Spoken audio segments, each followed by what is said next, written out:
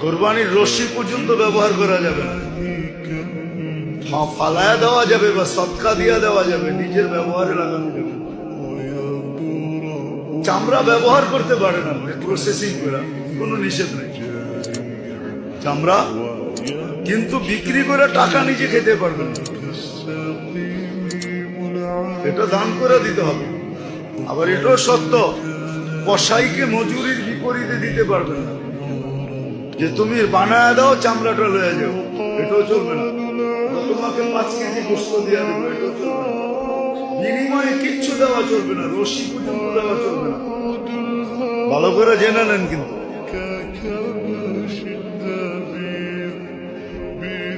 কুরবানির চামড়া আপনি ইচ্ছা করলে ব্যবহার করতে পারেন, প্রসেসিং করেন, ব্যবহার করেন, অনেক দেশে করে ব্যবহার, আমরা তো জানি না, এই জন্য প্রসেসিং করতে পারি না, ব্যবহার করতে পারি না।